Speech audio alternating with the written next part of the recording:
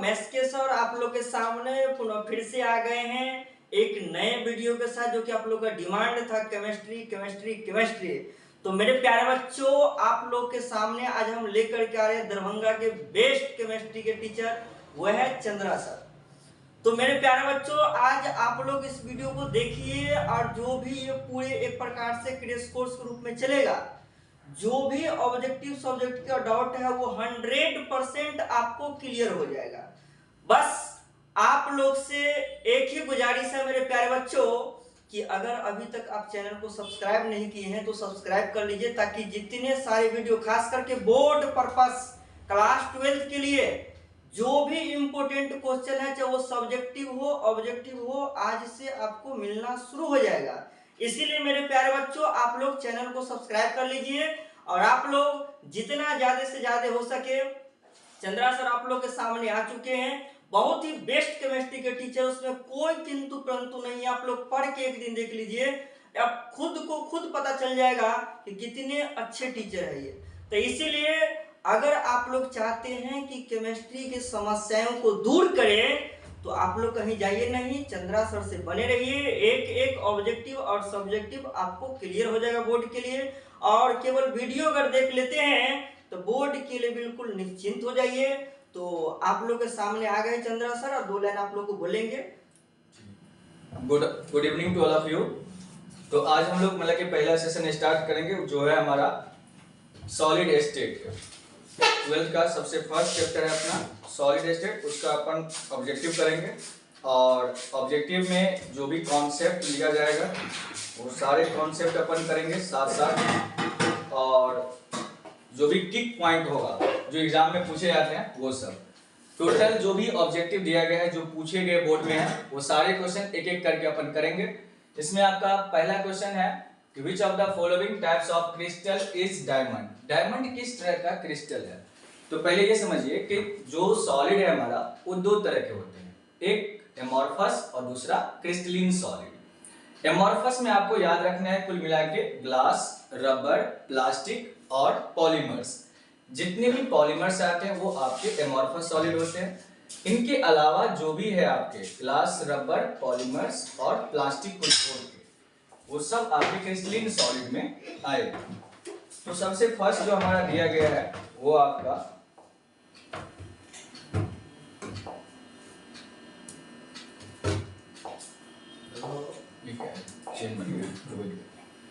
कि which of the following is the या which of the following types of crystal is diamond। Diamond आपका किस तरह का मतलब कि क्रिस्टल है? अब देखिए ऑप्शन दिया हुआ है आयनिक क्रिस्टल, कोवैलेंट, मॉलिक्यूलर और मेटालिक। ये आयनिक क्रिस्टल या मेटालिक या मॉलिक्यूलर या कोवैलेंट क्रिस्टल जो पढ़ रहे हैं वो सब क्रिस्टलिन के टाइप्स होते हैं। एमॉर्फस और क्रिस्टलिन में आपको थोड़ा सा अंतर पता होना चाहिए। सबसे फर्स्ट क्या है कि आपको एमॉर्फस में आपको याद रखना है एमॉर्फस क्रिस्टल, एमॉर्फस और क्रिस्टलिन में क्रिस्टलिन। एमॉर्फस सॉलिड में आपको एग्जांपल जो ध्यान रखना है वो है आपका glass, rubber, plastic and polymers. जितने भी पॉलीमर्स आप पढ़ोगे केमिस्ट्री में, पॉलीमर्स एक चैप्टर्स है, उसमें जितने भी पॉलीमर्स हैं, जो ग्लास है आपका, जो रबर है, सब एमॉर्फस सॉलिड में आ जाएगा। क्रिस्टलिन के 4 टाइप्स आप पढ़े होंगे। जो 4 टाइप्स में आप फर्स्ट पढ़ते हैं आयनिक सॉलिड, दूसरा पढ़ते हैं आप कोवैलेंट, और थर्ड पढ़ते हैं आप मेटालिक सॉलिड,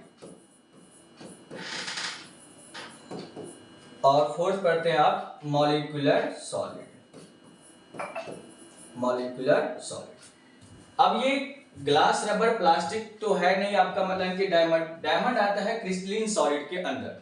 क्रिस्टलिन में भी आयनिक सॉलिड में आयनिक कंपाउंड्स आते हैं, और कोवैलेंट के अंदर आता है आपका ग्रेफाइट, डायमंड और आपका सिलिकॉन कार्बाइड सब। तो ये कोवैलेंट सॉलिड का एग्जांपल है। मॉलिक्यूलर्स में मॉलिक्यूल्स आते हैं जैसे कि हीलियम, जैसे कि इनर्ट गैस जितने भी होते हैं, नियॉन, आर्गन, क्रिप्टन, वो सब आपके मॉलिक्यूलर सॉलिड में आ जाएगा। मेटालिक में तो सबके सब मेटल्स आते हैं ऑल। तो इसका ऑप्शन आपका हो जाएगा option B covalent solid. Covalent में आपको 2 याद रखना है इंपॉर्टेंट की तरफ। एक तो आपका ग्रेफाइट है और दूसरा आपको याद रखना है डायमंड, जो कि पूछा ही हुआ है। ग्रेफाइट और डायमंड अच्छे से याद रखना है, जो कि आपका कोवेलेंट सॉलिड है। तो नेक्स्ट क्वेश्चन अपन देखते हैं, क्वेश्चन नंबर 2, जो कि है आपका structure of NaCl crystal is. अब NaCl क्रिस्टल जो है वो किस तरह का स्ट्रक्चर में एग्जिस्ट करता है? ये एक आयनिक क्रिस्टल है और आयनिक क्रिस्टल में NaCl का जब आपको पढ़ाया गया होगा तो NaCl as a FCC exist करता है, face center cubic unit cell. FCC को ही अपन बोलते हैं क्यूबिक क्लोज पैकिंग, ठीक है। और इसमें पूछ रहा है कि ये स्ट्रक्चर ऑफ NaCl किस तरह का होगा, तो फेस सेंटर, क्योंकि NaCl क्रिस्टल जो है आयनिक क्रिस्टल के अंदर दो ही क्रिस्टल आपको पढ़ना है, एक तो है आपका सीजियम क्लोराइड का और एक है आपका NaCl का, दोनों ही इंपॉर्टेंट है। आप याद रखोगे NaCl आपका FCC या FCC को ही बोलते हैं CCP क्यूबिक क्लोज पैकिंग, और सीजियम क्लोराइड जो है ये आपका BCC स्ट्रक्चर में होता है, body centre cubic unit cell. तो स्ट्रक्चर ऑफ NaCl जो होगा वो हेक्सागोनल क्लोज पैकिंग तो होगा नहीं, बॉडी सेंटर में नहीं है और स्क्वायर प्लेनेट तो बिल्कुल नहीं, वो तो ज्योमेट्री है। तो आपका आंसर हो जाएगा face center cubic unit cell. तो नेक्स्ट अपन देखते हैं, नेक्स्ट है अपने पास कि which of the following is a covalent solid. फिर से आ गया, अभी जस्ट बताए हुए थे आपको कि कोवेलेंट सॉलिड दो ही है, डायमंड और ग्रेफाइट, जो आपको मेन याद रखना है। तो आपके पास ऑप्शन है फर्स्ट आयरन, वो की मेटालिक सॉलिड है, डायमंड आपका कोवेलेंट सॉलिड है, जो कि करेक्ट आंसर है आपका।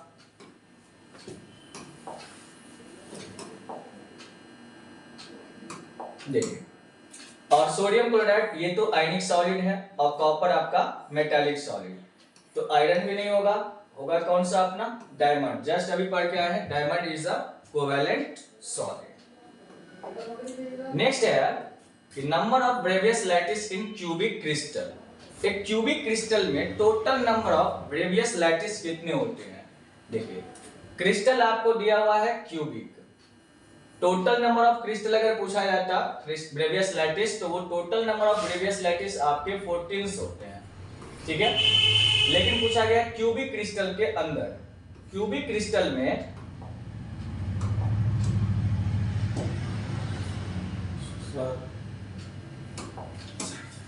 क्यूबिक क्रिस्टल के अंदर आपको जो मिलेगा वो आपका, एक मिनट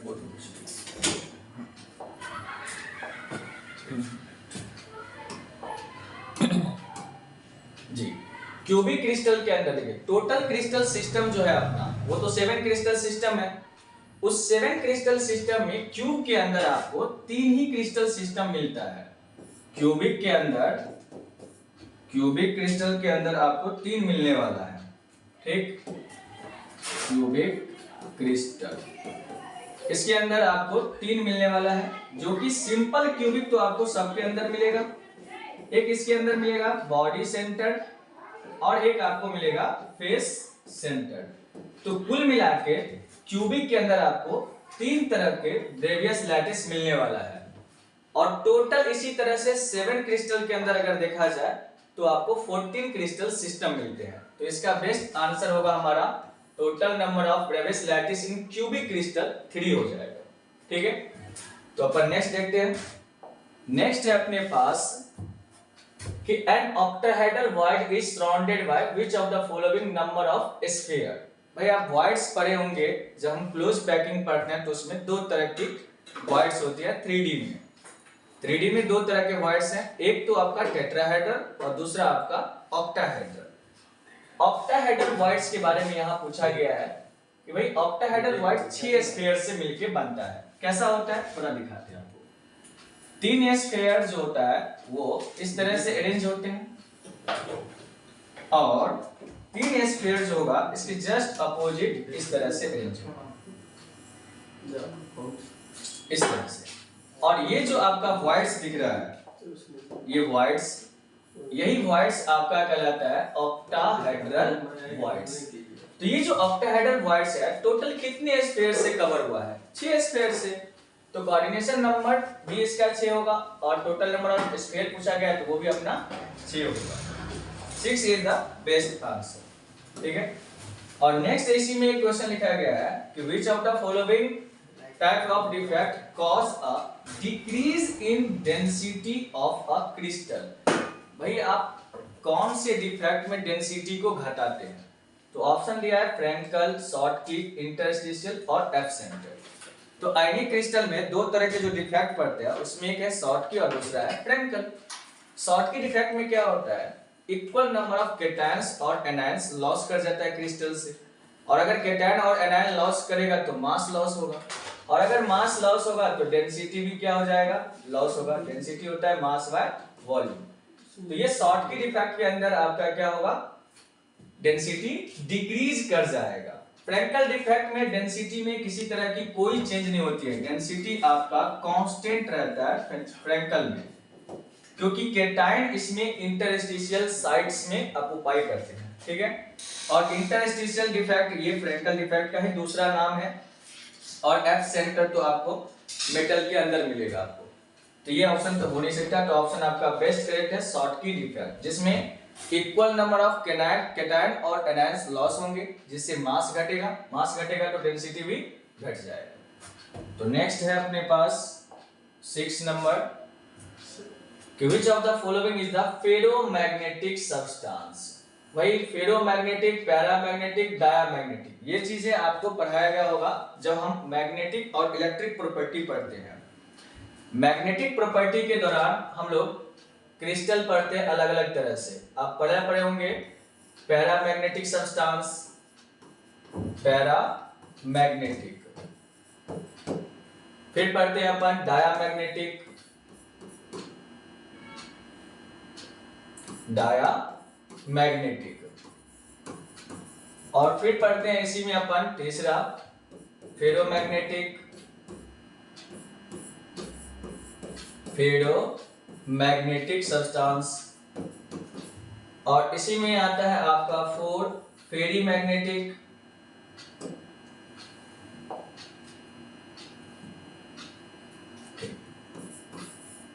फेरी मैग्नेटिक,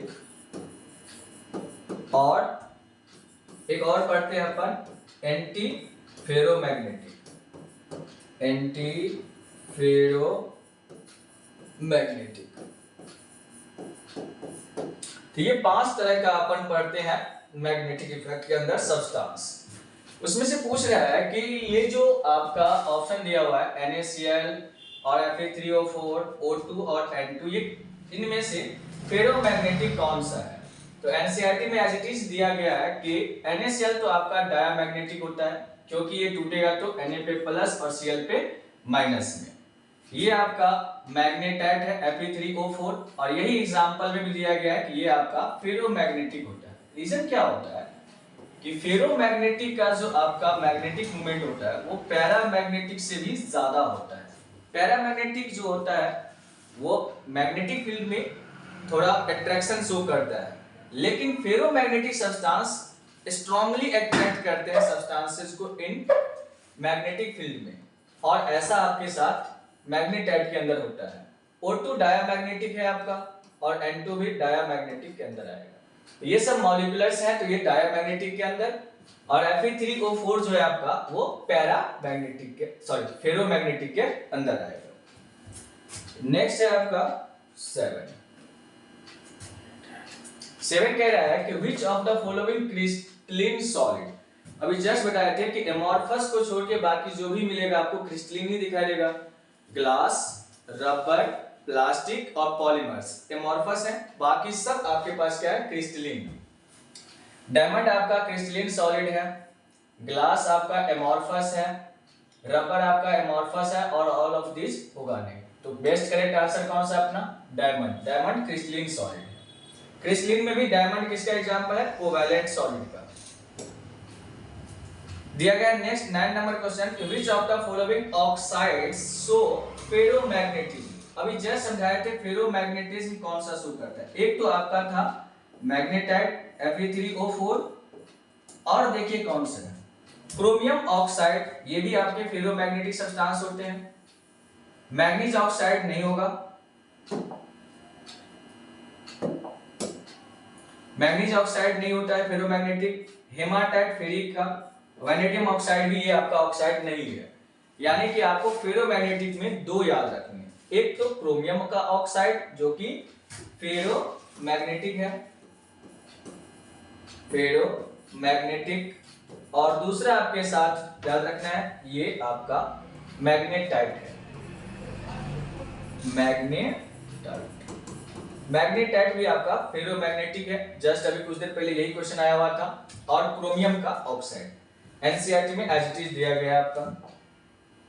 फिर नेक्स्ट क्वेश्चन आपके पास है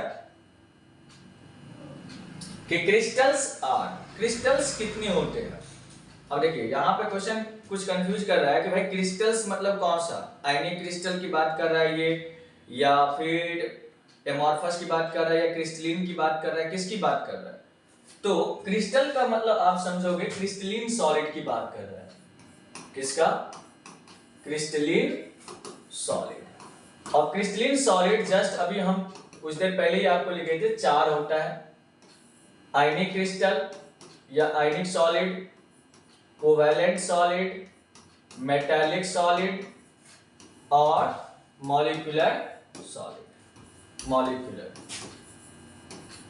तो टोटल 4 टाइप्स के होंगे। तो क्रिस्टल आपके कितने तरह के? 4 तरह के। ये क्रिस्टल सिस्टम नहीं है जो कोई 7 टाइप्स अगर कर दिए तो वो गलत हो जाएगा। कुछ लोग सोच रहे होंगे क्रिस्टल्स तो 7 तरह के होते हैं, क्रिस्टल सिस्टम होता है। क्रिस्टल्स पूछा गया है तो वो क्रिस्टल मतलब क्रिस्टलिन सॉलिड की बात कर रहे हैं, और क्रिस्टलिन सॉलिड 4 ही होते हैं। ये क्वेश्चन अच्छा है जो आपको दिया गया है न्यूमेरिकल पे। क्वेश्चन क्या कर रहा है सुनिए।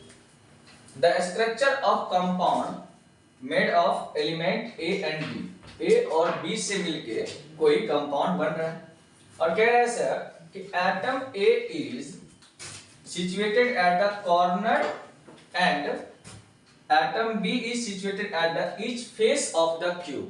मतलब A आपके जो है वो किस पे है? कॉर्नर पे, और B किस पे है? फेस पे। तो A और B का फॉर्मूला क्या बनेगा? तो सिंपल सी बात, आपको पढ़ाया गया है कि भाई A अगर मान लीजिए कॉर्नर पे है, ठीक है, और B के बारे में कह रहा है सर कि फेस के सेंटर पे है, FCC में है।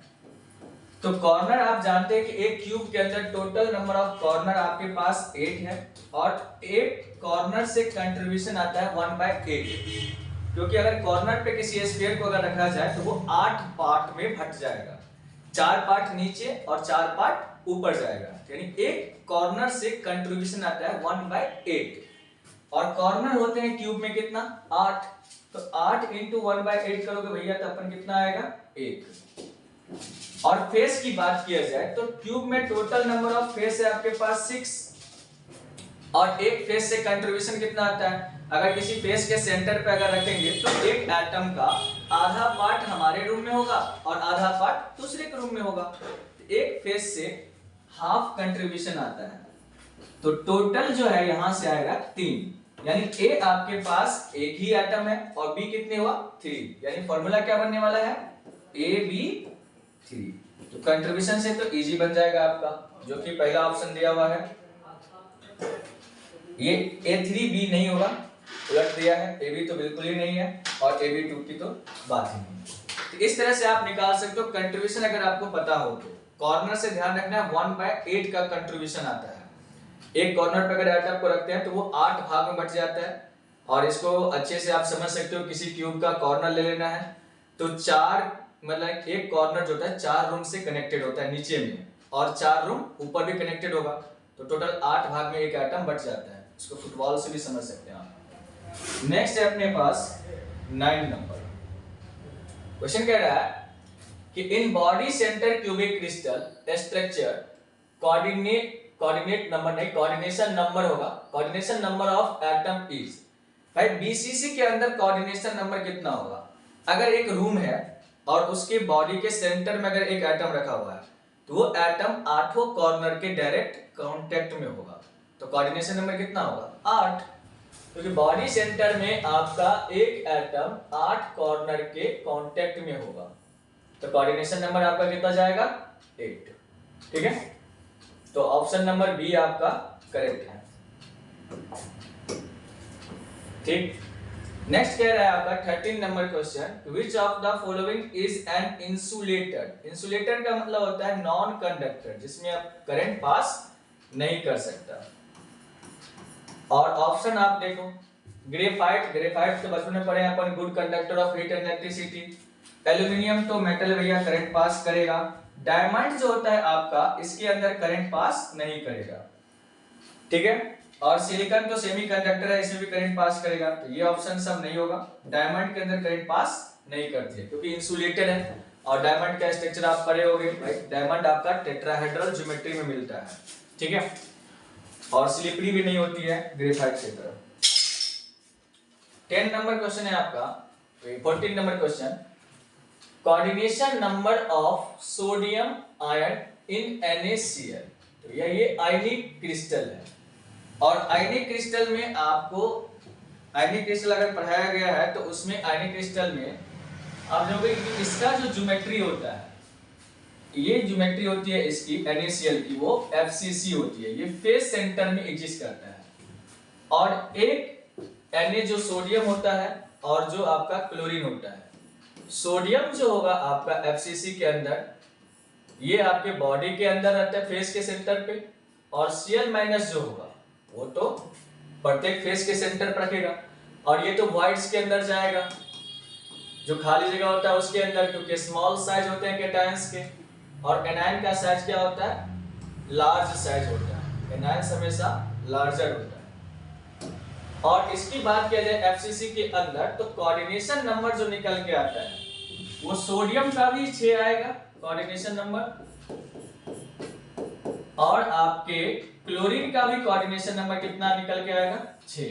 तो दोनों के लिए अगर पूछा जाए, चाहे सोडियम के लिए हो चाहे क्लोरीन के लिए हो, कोऑर्डिनेशन नंबर आपका 6 ही जाएगा, ठीक है। क्योंकि FCC ज्योमेट्री है, 6 एटम के डायरेक्ट कांटेक्ट में रहेगा। कोऑर्डिनेशन नंबर का सीधा मतलब होता है कि कोई एक एटम डायरेक्टली कितने एटम के टच में है। तो सोडियम क्लोराइड के अंदर सोडियम भी 6 एटम के टच में होता है, और क्लोरीन भी 6 एटम के टच में होता है, इसलिए इसका जो ऑप्शन होगा वो C बेस्ट करेक्ट। नेक्स्ट है 15 नंबर, कह रहा है कि which one of the following is non crystalline या एमोर्फस सॉलिड। जस्ट अभी बताया गया कि एमोर्फस का एग्जांपल आपको याद रखना है, glass, rubber, plastic and polymers, इतने ही याद रखने हैं आपको। एमोर्फस है glass, rubber, plastic and polymers, आप ढूंढ लो। डायमंड तो आपका कोवेलेंट सॉलिड है भाई, ये तो एग्जांपल होगा नहीं। सीजियम क्लोराइड आयनिक है, प्लस माइनस में टूटेगा। ग्लास आपका एमोर्फस सॉलिड है। कॉमन साल्ट NaCl को बोलते हैं, ये तो आयनिक सॉलिड है भाई, Na प्लस और Cl माइनस आयनिक सॉलिड। कोवेलेंट सॉलिड में आता है आपका डायमंड, तो ग्लास ही क्या होगा आपका, एमोर्फस सॉलिड, ठीक। नेक्स्ट देखते हैं अपन, नेक्स्ट क्वेश्चन है आपके सामने कि इन HCP, भाई HCP का मतलब क्या होता है, हेक्सागोनल क्लोज पैक स्ट्रक्चर। बोल रहा है पैकिंग फ्रैक्शन, भाई HCP बोले या CCP बोले, क्यूब क्लोज पैकिंग, या FCC बोले, इन तीनों का पैकिंग एफिशिएंसी और कोऑर्डिनेशन नंबर आप याद रख लो। पैकिंग एफिशिएंसी अगर पूछा जाए परसेंटेज में तो आती है 74%, और केवल पैकिंग एफिशिएंसी अगर पूछा जाए तो परसेंटेज को चेंज कर लो पॉइंट में 0.74, और कोऑर्डिनेशन नंबर की अगर बात किया जाए तो तीनों का ही कितना होता है, 12। ये तीनों इंफॉर्मेशन आपको ध्यान रखना है अच्छे से। कोऑर्डिनेशन नंबर तीनों का, चाहे HCP हो या FCC हो या CCP हो, सबका कितना आएगा, 74%। कोऑर्डिनेशन नंबर 12 आ जाएगा आपका। इसमें पूछा गया है केवल पैकेजिंग फ्रैक्शन, परसेंटेज नहीं पूछा है, फ्रैक्शन पूछा है तो 0.74। 0.68 जो है ये आपके BCC का है, बॉडी सेंटर का। 0.50 किसी का नहीं होता। 0.54 आपका होता है सिंपल या प्रिमिटिव यूनिट सेल का, सिंपल या प्रिमिटिव यूनिट सेल, ठीक है। नेक्स्ट कह रहा है the number of basic crystal system, ये है क्रिस्टल सिस्टम की बात।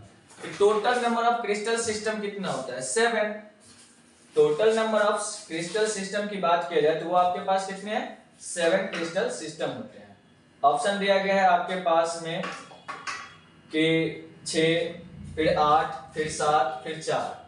तो आपका 7 बेस्ट करेक्ट आंसर होगा। और कौन कौन सा है तो पढ़े होंगे आप, क्यूबिक, एक मिनट,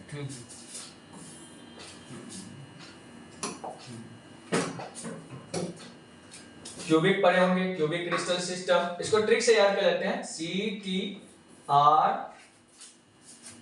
रुकिए पूरा ही आपको लिख लेते हैं एक साथ। 7 क्रिस्टल सिस्टम एक ही साथ आपको लिख दिया जाता है ताकि आप याद ही कर लो, बार बार आता है एग्जाम में। टोटल कितने क्रिस्टल सिस्टम होते हैं? CTORHMT, ये टोटल 7 क्रिस्टल सिस्टम है। C का मतलब है आपका क्यूबिक क्रिस्टल सिस्टम, T का मतलब टेट्रागोनल, O से ऑर्थोरॉम्बस, R से रोम्बोहेड्रल, H से आपका हेक्सागोनल, M से मोनोक्लिनिक और T से ट्राइक्लिनिक। ये टोटल आपके पास में जो है 7 क्रिस्टल सिस्टम है।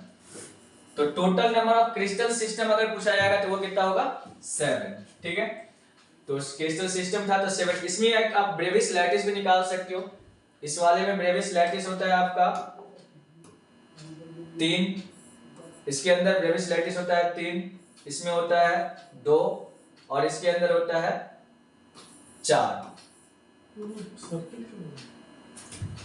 और इसके अंदर आपका रोम्बोहेड्रल लगा है तो सिंपल तो सब में होता है, तो एक इसके अंदर भी होता है सिंपल, एक इसके अंदर भी होता है। मोनोक्लिनिक में 2 होता है और ट्राइगोनल में 1 होता है। ट्राइक्लिनिक में टोटल आप जोड़ो 3, 2, 5, 4, 9, 1, 10, 11 और 2, 13, 1, 14। Total number of Brevis lattice कितना मिल गया आपको? 14। तो इस तरह से होता है, आप याद रखना है। क्यूबिक के अंदर 3 मिलेगा, टेट्रागोनल के अंदर 2 मिलेगा, ऑर्थोरोम्बिक के अंदर आपको 4 मिलेगा, रोम्बोहेड्रल के अंदर 1, हेक्सागोनल के अंदर 1, मोनोक्लिनिक, मोनो मतलब याद रखना है, मोनो मतलब दोनों यानी 2, और ट्राइक्लिनिक में 1। तो टोटल कितना हो गया? 14। तो ये क्वेश्चन इस तरह से अगर पूछेगा घुमा के किसके अंदर कितना मिलेगा तो वो भी आप निकाल सकते हो। आगे देखते हैं अपन। क्वेश्चन दिया गया है कि इन क्रिस्टल सिस्टम ए भी दिया गया है, which of the following crystal system will have parameter A not equals to B not equal to C and alpha beta gamma तीनों जो है 90 के बराबर। ये भी आप क्रिस्टल सिस्टम से याद रख सकते हो, रिलेशन आता है। 7 क्रिस्टल सिस्टम लिख लो, CTORHMT।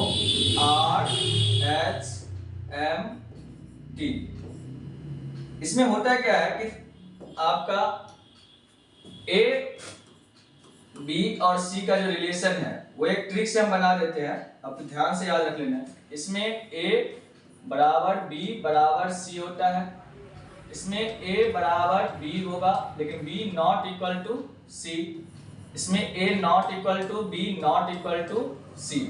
और जब एंगल की बात किया जाएगा तो इन तीनों का alpha equal to beta equal to gamma तीनों का 90 डिग्री के बराबर होता है। अब इसी में से एक रिलेशन दिया गया है आपको, देखो ध्यान से कि A not equal to B not equal to C और अल्फा बीटा गामा सब 90 के बराबर है।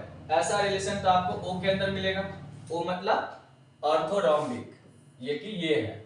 नीचे भी आप रिलेशन याद रख सकते हो, रोम्बोहेड्रल में A equal to B equal to C होता है, तीनों साइड बराबर। हेक्सागोनल में भी A equal to B equal to C not equal होता है। मोनोक्लिनिक में A not equal to B not equal to C।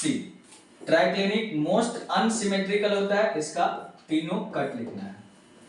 और इन लोगों में एंगल की अगर बात किया जाए तो यहाँ alpha equal to beta equal to gamma not equal to 90 degree. और हेक्सागोनल में आप ध्यान रखना है कि हेक्सागोनल में गामा आपका 120 डिग्री का होता है, हेक्सागन जैसा बनेगा इस तरह से। हेक्सागन में गामा जो होता है आपका वो एक तरह से 120 डिग्री का ये एंगल डिसाइड करता है। तो इसमें अल्फा आपका और बीटा जो होगा वो 90 के इक्वल होगा, लेकिन गामा कितना हो जाएगा 120 डिग्री, क्योंकि गामा हेक्सागोनल है तो हेक्सागोनल कितना होगा 120 डिग्री। मोनोक्लिनिक में आपको ध्यान रखना है कि बीटा 90 के इक्वल नहीं होगा, अल्फा और गामा आपके 90 के इक्वल होगा, बीटा नॉट 90। और ट्राइक्लिनिक मोस्ट अनसिमेट्रिकल है, alpha not equal to beta not equal to gamma not equal to 90। इन ये सबसे मोस्ट अनसिमेट्रिकल क्रिस्टल होता है जिनके ना कोई साइड इक्वल है ना कोई एंगल इक्वल है, और सबसे मोस्ट सिमेट्रिकल है आपका क्यूबिक। इसीलिए अपन सबसे ज्यादा स्टडी जो की है अपन क्यूबिक को ही किए हैं। मोस्ट सिमेट्रिकल होता है आपका क्यूबिक और मोस्ट अनसिमेट्रिकल होता है ट्राइक्लिनिक। ठीक है, तो इसका आंसर मिल गया आपको ऑर्थोरोम्बिक। नीचे क्वेश्चन दिया हुआ है कि परसेंटेज ऑफ फ्री स्पेस, भाई free space in BCC unit cell, तो पैकिंग फ्रैक्शन निकाल लो। अगर पता होगा तो 100 में से आप पैकिंग फ्रैक्शन निकाल लोगे तो फ्री स्पेस निकल जाएगा। बीसीसी का आपको बताया गया है कि टोटल 68% पैकिंग फ्रैक्शन होता है इसका, और टोटल 100% में से 68 अगर आप माइनस कर लो तो फ्री स्पेस निकल जाएगा। तो फ्री स्पेस कितना आएगा 32%। ठीक है, ये तो आप इजी क्वेश्चन था। ऐसे ही आप सिंपल के लिए याद रखना कि सिंपल के लिए पैकिंग एफिशिएंसी होता है 52.4%, बॉडी सेंटर का तो अभी बता दिया गया है 68%, और एफसीसी का जो होता है आपका फेस सेंटर का, जो कि अभी लिखे थे एफसीसी फेस सेंटर हो या सीसीपी हो या एचसीपी हो, सबका 74%। जब आपको पैकिंग फ्रैक्शन अगर पता होगा तो फ्री स्पेस के लिए 100 में से माइनस करना है, क्या कोई दिक्कत? चलिए, तो नेक्स्ट क्वेश्चन है अपना 20 number. In which of the following pair of structure a tetrahedral voids as well as octahedral voids respectively? किस क्रिस्टल में आप टेट्राहेड्रल और ऑक्टाहेड्रल वॉइड्स पढ़ते हो? जब आपको क्लोज पैकिंग पढ़ाया गया होगा तो 1D, 2D और 3D पढ़ाया गया होगा। 3D क्लोज पैकिंग में अपन टेट्राहेड्रल और ऑक्टाहेड्रल वॉइड्स को कवर करते हैं। जब आप कवरिंग करते हैं, कवरिंग ऑफ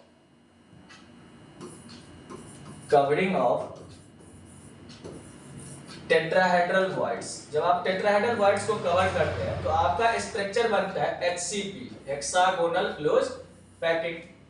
और जब आप कवरिंग करते हैं,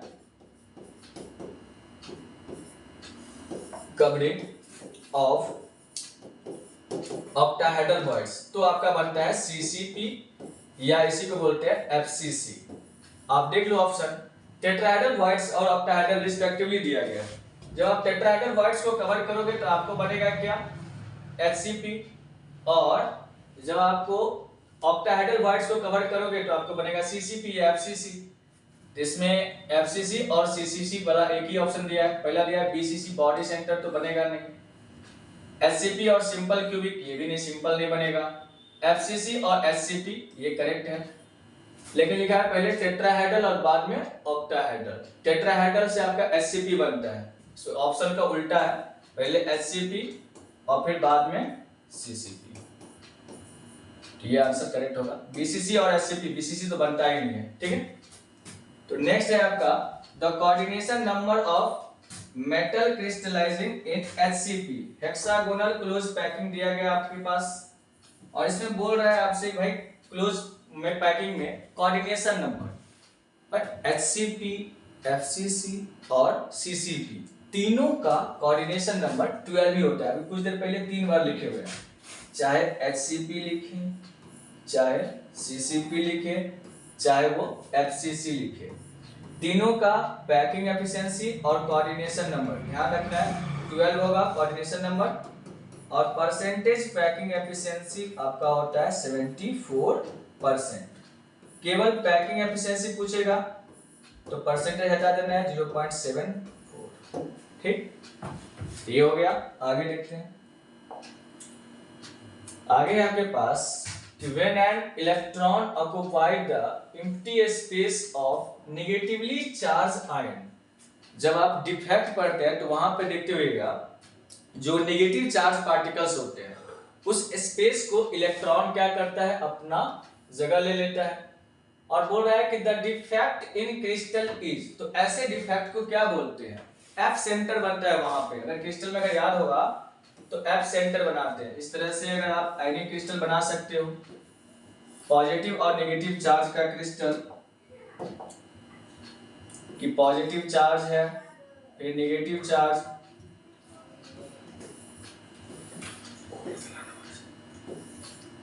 इस तरह से बहुत सारे क्रिस्टल आप बना सकते हो, पॉजिटिव नेगेटिव। और जब नेगेटिव चार्ज पार्टिकल्स को हटाया जाता है तो बीच में स्पेस में क्या होता है, इलेक्ट्रॉन अपना स्पेस ऑक्युपाई कर लेता है और इसी स्पेस को नाम देते हैं अपन एफ सेंटर। एफ सेंटर क्या होता है, जहां पे एनायंस को रहना चाहिए वहां पे एनायंस क्या होता है, डिलोकेट कर जाता है, वहां से डिसलोकेट करेगा। और जैसे ही वो डिसलोकेट करता है वहां पे इलेक्ट्रॉन अपना स्पेस ऑक्युपाई करता है और इसी इलेक्ट्रॉन की वजह से इस सेंटर का नाम दिया जाता है एफ सेंटर। एफ सेंटर आप जानते होंगे, इसको बोलते हैं अपन कलर सेंटर। एफ सेंटर का मतलब कलर सेंटर, कलर सेंटर। वैसे इसका जर्मन में नाम होता है फार्वेंजेंट्रम। फार्वे का मतलब होता है कलर और जेंट्रम का मतलब सेंटर, तो कलर सेंटर बोलते हैं इसको। 23 आपसे कह रहा है कि which of the following is a network solid. देखिए नेटवर्क सॉलिड बोलते हैं अपन कोवेलेंट सॉलिड। कोवेलेंट सॉलिड का ही दूसरा नाम है नेटवर्क सॉलिड। और अभी कुछ देर पहले ही कोवेलेंट सॉलिड का दो एग्जांपल लिखवाए हैं, एक आपका डायमंड और दूसरा आपका ग्रेफाइट। तो डायमंड और ग्रेफाइट जो है वो आपके कोवेलेंट सॉलिड है। आप देख लो, इसमें पहला दिया है सिलिकॉन ऑक्साइड जो कि नहीं है, दूसरा है डायमंड, डायमंड तो है भाई नेटवर्क सॉलिड। वाटर आपके मॉलिक्यूलर सॉलिड है, NaCl आयनिक सॉलिड है, तो diamond is the right answer. Next है आपके पास कि an example of amorphous solid. अभी जस्ट कितनी बार आया है amorphous solid, glass, rubber, plastic और पॉलीमर सब एमॉर्फस है। डायमंड आपके क्रिस्टलिन है, ग्रेफाइट आपके क्रिस्टलिन सॉलिड में है, साल्ट भी क्रिस्टलिन है, रबर, प्लास्टिक, पॉलीमर सब एमॉर्फस है। बोल रहा है 25 में which of the following oxides behave as conductor और इंसुलेटर डिपेंडिंग अपॉन टेम्परेचर। भाई इनमें से कौन से ऐसे ऑक्साइड्स है जो आपके कंडक्टर भी है, मतलब जिसमें करंट पास हो भी सकता है, और इंसुलेटर है जिसमें करंट पास नहीं भी कर सकता है, लेकिन ये चीजें डिपेंड करती हैं टेम्परेचर पे। और ऐसा केवल होता है सेमीकंडक्टर के अंदर। और सेमीकंडक्टर में आप एक मेटल पड़े होते हैं, मेटल वाइट्स, जो कि है आपका सिलिकॉन। सिलिकॉन के ऑक्साइड जो होते हैं, सिलिकॉन क्या है, एक तरह का प्योर सेमीकंडक्टर है, आपका प्योर सेमीकंडक्टर है। और इसी के जो ऑक्साइड्स होते हैं वो आपको कंडक्टर और इंसुलेटर दोनों के तरह काम करेगा।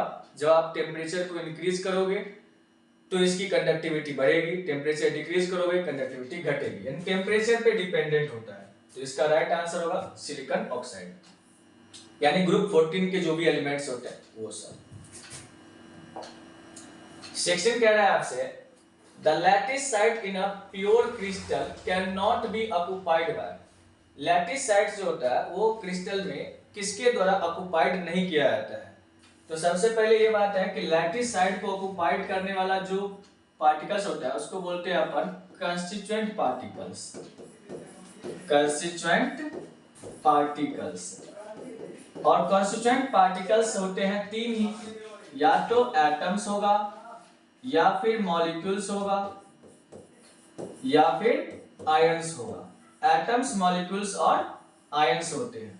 ऑप्शन देखिए, मॉलिक्यूल्स तो सही है भाई, आयंस सही है, एटम भी सही है। ये इलेक्ट्रॉन नहीं होता है भाई, लिखा भी गया है कैन नॉट, कौन ऑक्युपाई नहीं करेगा, इलेक्ट्रॉन। इलेक्ट्रॉन ऑक्युपाई नहीं करता है। नेक्स्ट 27 क्वेश्चन है आपके पास कि cations are present in interstitial sites. जब आप डिफेक्ट पढ़ते हैं तो शॉर्ट के डिफेक्ट में क्या होता है, इक्वल नंबर ऑफ केटायन और एनायन लॉस करते हैं। और फ्रैंकल डिफेक्ट में क्या होता है कि कैटायन जनरली जो स्मॉल साइज के होते हैं वो अपना ओरिजिनल जगह छोड़ के कहाँ आ जाता है, इंटरस्टिशियल साइट में, और उसी डिफेक्ट को अपन क्या नाम देते हैं, फ्रैंकल डिफेक्ट। तो वो आपका क्या हो जाएगा, फ्रैंकल डिफेक्ट। फ्रैंकल डिफेक्ट में कैटायंस अपना ओरिजिनल साइट को छोड़ के कहां पे आ जाएगा, इंटरस्टिशियल साइट में। तो राइट आंसर है फ्रैंकल। शॉर्ट की में तो इक्वल नंबर ऑफ कैटायन और एनायन लॉस करता है।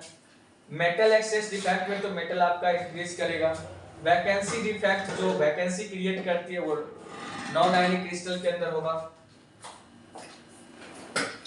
नेक्स्ट है आपके पास which one of the following is non crystalline solid या एमॉर्फस। ये तो कितनी बार आ चुका है, amorphous glass, rubber, plastic, polymers, वही है। तो डायमंड आपके क्रिस्टलिन है, ये तो आंसर होगा नहीं। ग्रेफाइट क्रिस्टलिन है, ग्लास आपके एमॉर्फस है, ये करेक्ट आंसर है। Common salt NaCl crystalline solid होता है, ठीक है। 29 नंबर कह रहा है कि a group 13 elements if added in a small amount to germanium one gets, तो क्या मिलेगा भाई, कितनी बार बताया गया है कि 14 नंबर ग्रुप जो होता है वो प्योर सेमीकंडक्टर का होता है, यानी कार्बन, सिलिकॉन, जर्मेनियम, ये सब। और पीछे आता है आपका 13th नंबर ग्रुप और आगे आता है 15 नंबर ग्रुप 14 के बाद। और पीछे वाले के साथ अगर आप डोपिंग करोगे तो आपको पी टाइप मिलेगा और आगे वाले के साथ क्या मिलता है, एन टाइप मिलता है। तो आगे से एन याद रखना है और पीछे से पी याद रखना है। तो आपसे बोल रहा है 13 ग्रुप, तो आपको पीछे आ रहा है, यानी कि पी टाइप सेमीकंडक्टर बनने वाला है, ठीक है। और अगर आगे वाले ग्रुप के साथ अगर गया तो वो आपका बनेगा एन टाइप। तो ये था 29 नंबर। नेक्स्ट देखते हैं अपन, how many octahedral sides per sphere are there in a cubic closed packed structure। cubic closed packed का मतलब CCP, CCP का मतलब FCC समझना है। इसमें कह रहा है कि ऑक्टाहेड्रल साइट कितना होगा। वह किसी भी अगर बात किया जाए किसी भी क्रिस्टल के अंदर, चाहे वो FCC हो या CCP हो या BCC अगर हो, तो पर स्फीयर जो ऑक्टाहेड्रल वर्ड्स की अगर बात करें तो वो तो एक ही बनेगा। पर स्फीयर अगर कितना बनेगा, एक ही साइड बनता है उसके अंदर। तो यानी आपका ऑप्शन हो जाएगा 1, यानी 4 तो होगा नहीं, 2 तो बनेगा नहीं, और सी ऑप्शन आपका 1 है, डी ऑप्शन इसमें भी नहीं है, तो आप 1 करेक्ट करोगे। नेक्स्ट 31 कह रहा है आपका कि silicon that has been doped with the group number 15। अब देखिए अभी जस्ट बताए थे कि डोपिंग जो होगा अगर पीछे वाले ग्रुप के साथ हुआ तो पी टाइप, और आगे वाले ग्रुप मतलब 15 ग्रुप के साथ, तो 50 ग्रुप के साथ क्या बनने वाला है आपका, एन टाइप। एन से नेक्स्ट या आप आगे याद रख सकते हो। आगे वाले ग्रुप के साथ अगर हुआ तो एन टाइप, पीछे वाले के साथ अगर हुआ तो पी टाइप बनेगा। तो आप देख लो एन टाइप बनने वाला है। सिलिकॉन प्योर सेमीकंडक्टर होते हैं, ये ग्रुप नंबर 14 में आपको मिलेगा, सेमीकंडक्टर है, और ग्रुप नंबर 14 के अंदर होगा, ग्रुप नंबर 14। और ग्रुप 14 को अगर 13 के साथ आप ऐड करो तो आपका पी टाइप पीछे वाले के साथ और आगे वाले के साथ एन टाइप बनेगा। तो नेक्स्ट है आपका क्वेश्चन, ये है आपका रेडियस का रिलेशन पे। क्वेश्चन कह रहा है कि which of the following expression is correct for the cesium chloride with the lattice parameter। भाई तो पहले ये तो सोचो कि सीजियम क्लोराइड किस स्ट्रक्चर में होता है, वो रिलेशन आपको ध्यान रखना होगा।